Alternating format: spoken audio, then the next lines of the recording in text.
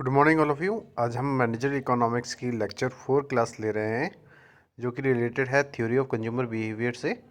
पिछले लेक्चर के अंदर हमने थ्योरी ऑफ कंज्यूमर बिहेवियर के बारे में समझा कि कंज्यूमर की क्या क्या वांट्स होती हैं, क्या क्या उनकी नीड्स होती हैं जिसको वो फुलफ़िल करता है अपने इनकम और सेटिस्फेक्शन लेवल से। और वहाँ पे फिर हमने डिमिनिशिंग मार्जिनल यूटिलिटी के बारे में भी पढ़ा था। इस लेक्चर के अंदर हम इंडिफरेंस कर्व के बारे में पढ़ेंगे डिटेल के अंदर कि इंडिफरेंस कर्व क्या होता है, उसका यूज़ किस तरीके से किया जाता है। तो हम लोग स्टार्ट कर रहे हैं आज का जो हमारा लेक्चर है उसको। A popular alternative to the marginal utility analysis of demand is the indifference curve analysis. अगर हम देखें कि जो मार्जिनल यूटिलिटी एनालिसिस है डिमांड की, उसका जो एक पॉपुलर अल्टरनेटिव है वो क्या है? Indifference curve analysis. किसका? Marginal utility analysis of demand का। अगर हम इसको देखें तो जो इंडिफरेंस कर्व है वो बेस्ड होती है कंज्यूमर की प्रेफरेंस से, और वो बिलीव करता है कि वो उसके अंदर किसी भी तरीके की कोई क्वांटिटेटिवली मेजरमेंट नहीं करेगा, जिससे कि हम जो भी मेजरमेंट करेंगे ह्यूमन सेटिस्फेक्शन का वो एक मनी टर्म्स के रूप में करेंगे। ये जो अप्रोच है ये असाइन की जाती है इस ऑर्डर में कि जो कंज्यूमर का प्रेफरेंस है उसको हम मनी की टर्म्स में मेजर करते हैं। सबसे पहले हम समझते हैं कि इंडिफरेंस कर्व क्या होता है। An indifference curve is a curve that represents all the combination of goods that give the same level of satisfaction to the consumer. Since all the combination give the same amount of satisfaction, the consumer prefer them equally, hence the name is indifference curve. अगर हम indifference curve की बात करें तो indifference जो curve होता है वो रिप्रेजेंट करता है उन कॉम्बिनेशन ऑफ गुड्स की जो कि एक कंज्यूमर को सेम लेवल का सेटिस्फेक्शन दे। अगर हम बात करते हैं इन कॉम्बिनेशंस की, तो जो कॉम्बिनेशंस हम लेते हैं गुड्स का वो हमें सेम अमाउंट का सेटिस्फेक्शन देते हैं, तो कंज्यूमर क्या करता है? इसको इक्वली प्रेफर करता है, इसलिए इसका नाम इंडिफरेंस कर्व दिया गया है। अगर इसको हमें एग्जांपल से समझना हो तो हम इसको इस तरीके से समझेंगे कि here is an example to understand the indifference curve better. Peter has 1 unit of food and 12 units of clothing. Now we ask how many units of clothing is he willing to give up in exchange of an additional unit of food so that his level of satisfaction remains unchanged. अगर हम देखें जो indifference curve है वो कब better होता है, इसको एग्जांपल से समझते हैं हम कि अगर पीटर के पास 1 यूनिट फूड की है और 12 यूनिट क्लॉथ्स की है, तो जब हम पीटर से ये पूछेंगे कि आपको कितने यूनिट्स की क्लॉथ चाहिए जो कि आपके एडिशनल यूनिट ऑफ फूड के एक्सचेंज में के लेवल पे इक्वल हो, तो जो सेटिस्फेक्शन लेवल है हमारा वो अनचेंज होगा।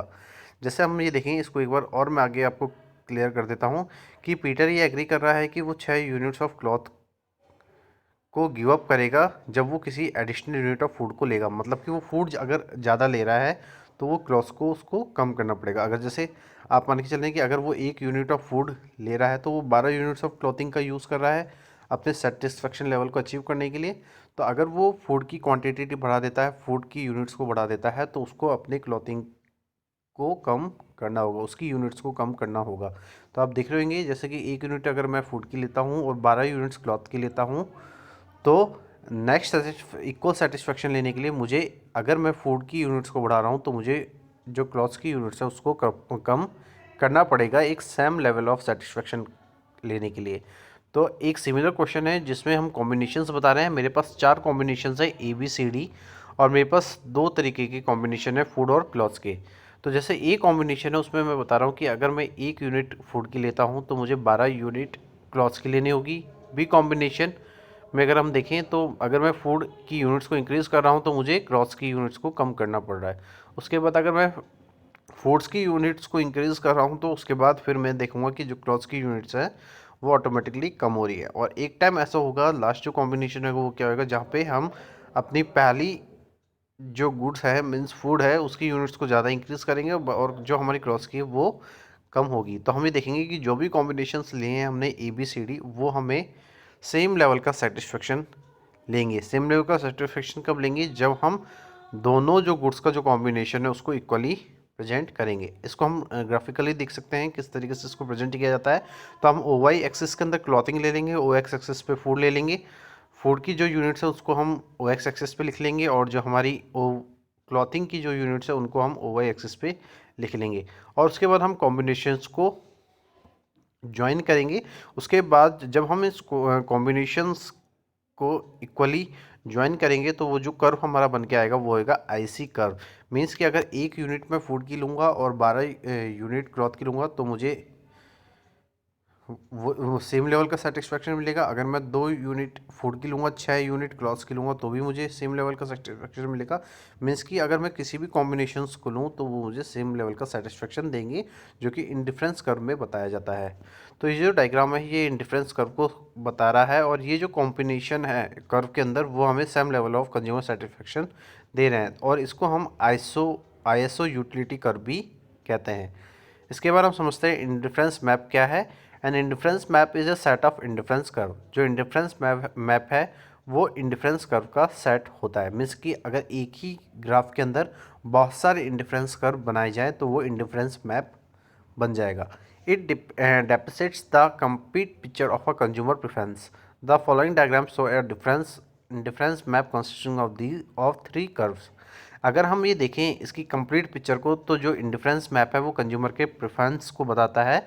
हम एक डायग्राम से देखेंगे कि जो इंडिफरेंस कर्व है उसके अंदर 3 आईसी कर्व्स हमें दे रखे हैं। जैसे ये आपको मैं बता रहा हूँ कि जो ओ वाई एक्सिस है उसमें हमने गुड वाई ले रखा है, ओ एक्स एक्सिस पे हमने गुड एक्स ले रखा है, और जो IC1 IC2 है IC3 ये 3 इंडिफरेंस कर्व हैं जो कि हमें सेम लेवल का सेटिस्फेक्शन दे रहे हैं। तो जब एक ही कर्व के अंदर एक से ज़्यादा इंडिफरेंस कर्व हो तो उसको हम इंडिफरेंस मैप कहते हैं। We know that a consumer is indifferent among the combination lying on the same indifference curve. However it is important to note that he prefers the combination on the higher indifference curve to the lower ones. अगर हम यहाँ देखें, अगर हमें ये समझना हो कि कंज्यूमर इंडिफरेंट कब होगा इन कॉम्बिनेशंस के अंदर सेम इंडिफरेंस कर्व में, तो ये हमें एक इम्पॉर्टेंट नोट रखना होगा कि जो भी प्रीफर हम करें, जिस भी कॉम्बिनेशन को प्रेफर कर रहे हैं, तो जो हायर इंडिफरेंस कर्व होगा वो ज़्यादा सेटिस्फेक्शन देगा लोअर वन से। तो this is because higher difference curve implies a higher level of satisfaction. कि जो हायर इंडिफरेंस कर्व है मीन्स कि IC2 बड़ा है तो IC2 IC1 से बड़ा है, तो IC2 है वो हमें ज़्यादा सेटिस्फेक्शन देगा IC1 के बिहाफ पे। तो जो कॉम्बिनेशंस हैं यहाँ पे IC1 वो हमें सेम सेटिस्फेक्शन दे रहे हैं, but all combination IC2 have greater satisfaction than the IC1। उसके बाद मैं आपको बताता हूँ MRS क्या होता है। MRS को हम मार्जिनल रेट ऑफ सब्सटीट्यूशन कहते हैं। ये वो रेट होती है जिसमें कंज्यूमर प्रिपेयर करता है कि वो गुड X और Y को किस तरीके से एक्सचेंज करेगा। तो हम एक पीटर के एग्जांपल को वापस से लेते हैं दोबारा से, जो पीटर का एग्जांपल हमने लिया था, और उसको में हम एक MRS टेबल को कैलकुलेट कर रहे हैं। तो अगर हम कॉम्बिनेशन ले रहे हैं वही सेम ABCD, और हमारी जो फूड और क्लॉथिंग की जो यूनिट्स है वो क्या है कि जो फूड है वो 1 2 3 4 है। A कॉम्बिनेशन पे 1 यूनिट फूड की ले रहे हैं हम, B कॉम्बिनेशन पे 2 फूड की यूनिट्स ले रहे हैं, C कॉम्बिनेशन पे हम 3 यूनिट्स की फूड ले रहे हैं, और D कॉम्बिनेशन पे हम 4 यूनिट्स फूड की ले रहे हैं। और उसी की तरह से हम क्लॉथिंग की देखेंगे तो क्लॉथिंग के जो यूनिट्स है वो हमें डिक्रीज़ में लेनी पड़ेगी, क्योंकि हमने जो फूड वाली जो यूनिट्स है उनको इंक्रीज़ किया है, तो जो क्लॉथिंग की जो यूनिट्स है वो हमें डिक्रीज़ करनी पड़ेगी।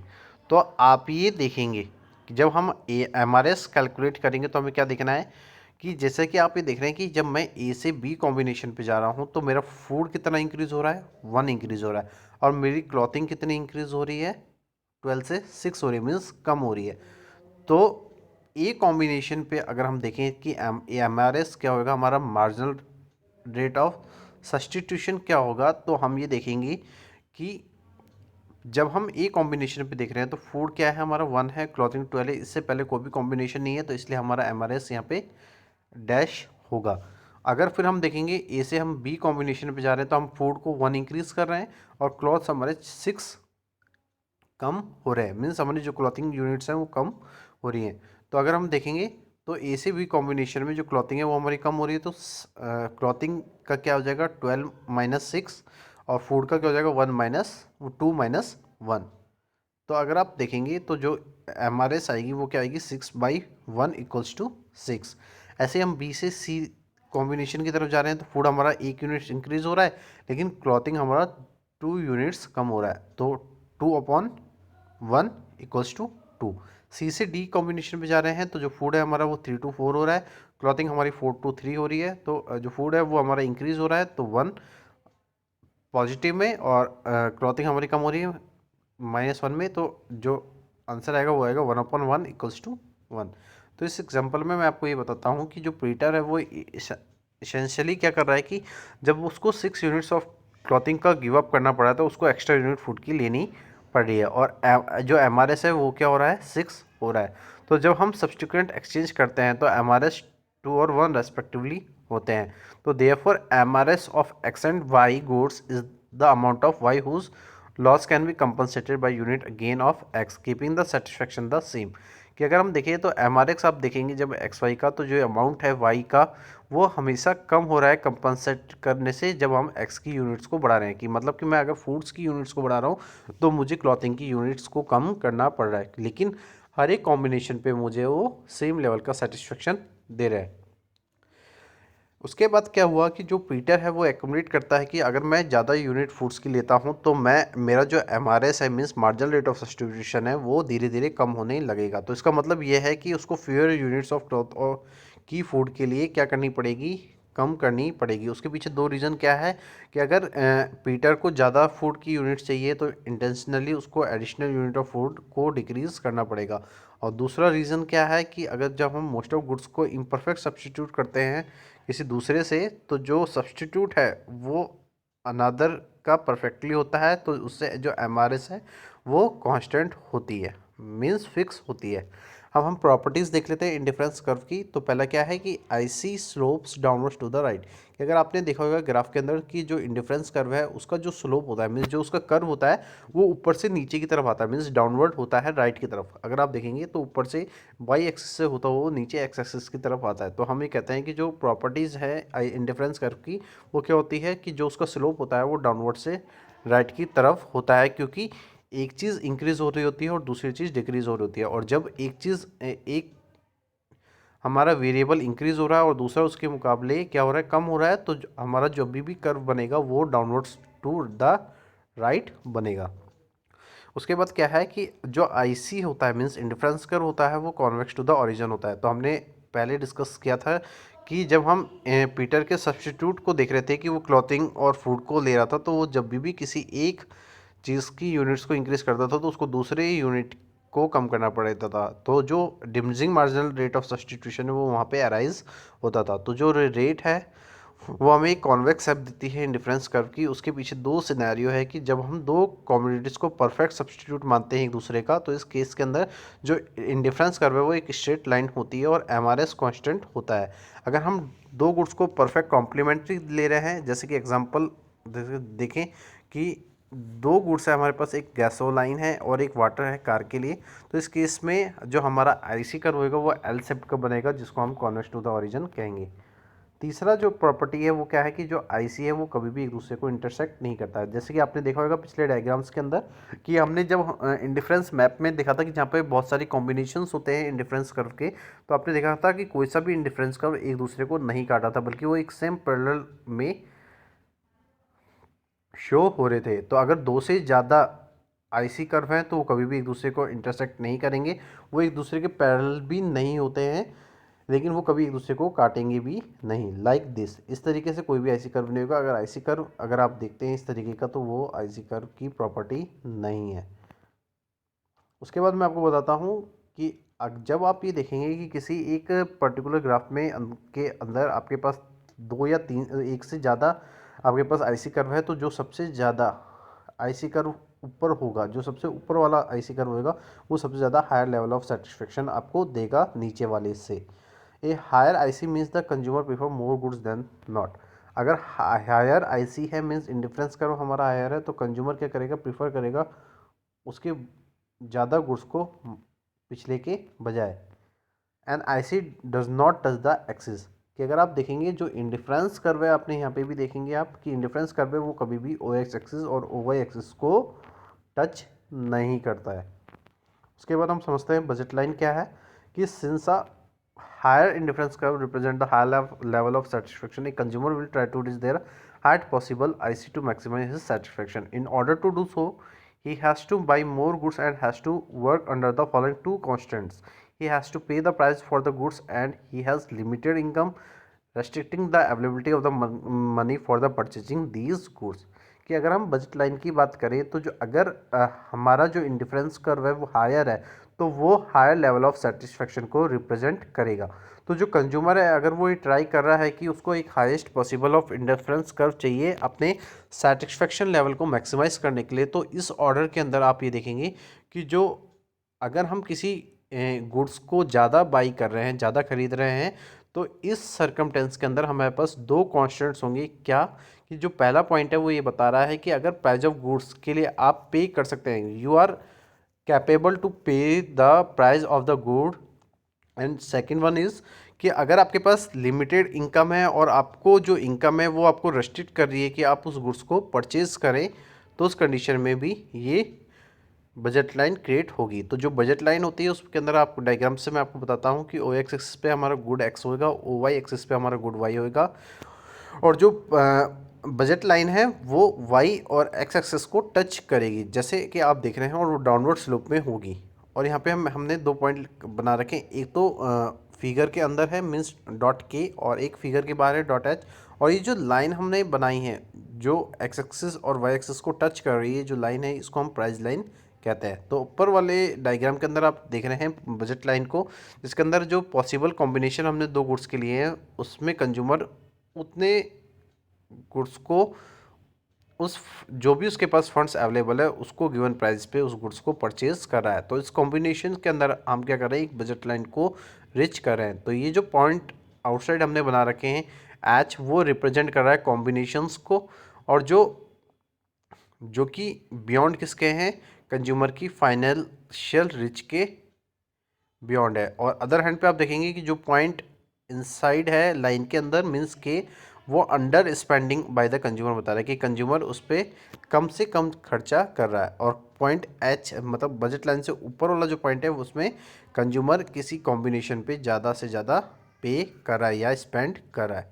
उसके बाद हम समझते हैं कंज्यूमर इक्विलिब्रियम क्या होता है। Consumer is in equilibrium when he drives maximum satisfaction from the goods and is in no position to rearrange his purchases.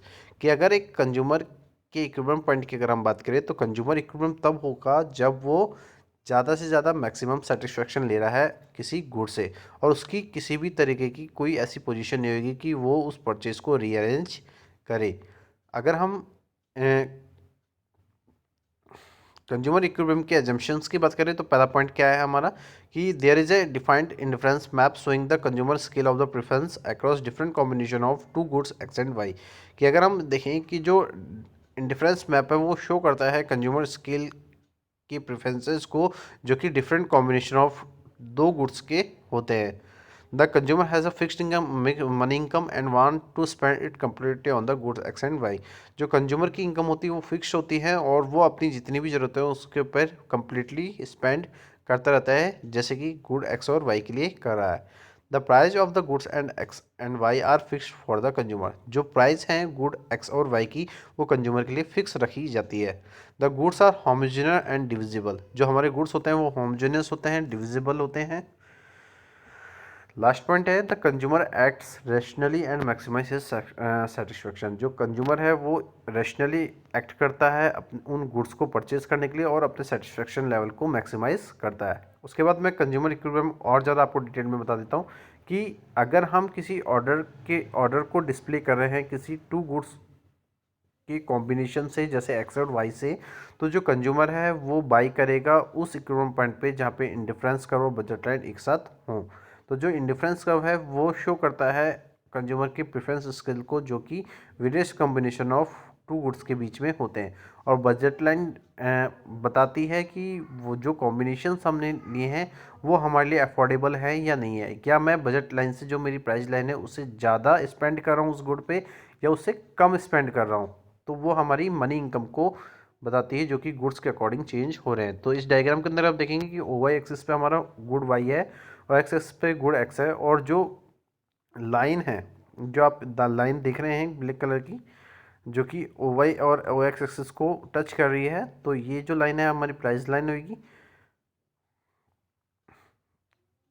और जहाँ पे ये कॉम्बिनेशन बन रहा है, जिस पॉइंट पे कॉम्बिनेशन बन रहा है मीन्स एन और एम जहाँ पे मीट कर रहे हैं वो पॉइंट हमारा क्या है क्यू। और आप ये देखेंगे कि हमारे पास 5 कॉम्बिनेशंस हैं, IC1, IC2, IC3, IC4 और IC5, मतलब इंडिफरेंस कर्व हमारे पास 5 है और जो हमारे पास गुड्स है वो एक्स है।